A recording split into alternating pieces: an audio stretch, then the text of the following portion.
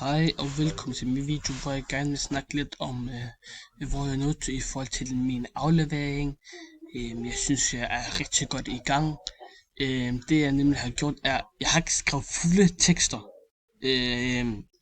hvor sådan helt analyserer det har jeg ikke. Jeg har valgt at skrive nogle punktnoter, hvor jeg så derefter bruger de punktnoter til at komme videre på min aflevering. Altså jeg bruger de punktnoter til at skrive hele tekster.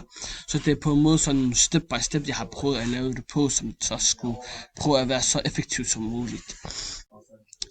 Som I kan se, så har jeg også brugt analysemodellen til logik til at skrive de punktnoter, som jeg så nu har skrevet.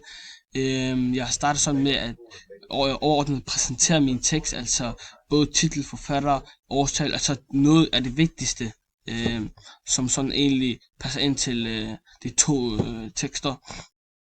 Så kom jeg ind på lidt komposition, og der er der selvfølgelig to. Der er jo både den ydre og den indre, som jeg så gerne vil komme ind på.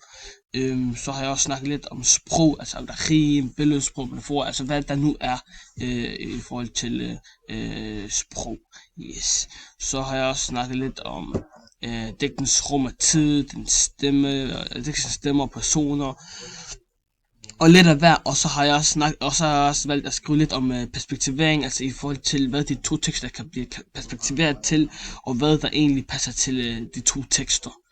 Det er sådan et overordnet, og hvor jeg egentlig er nået til angående spørgsmål, så har jeg ikke sådan helt nogle spørgsmål i forhold til aflevering, men hvis det nu skulle dukke op, så vil jeg selvfølgelig spørge. Yes.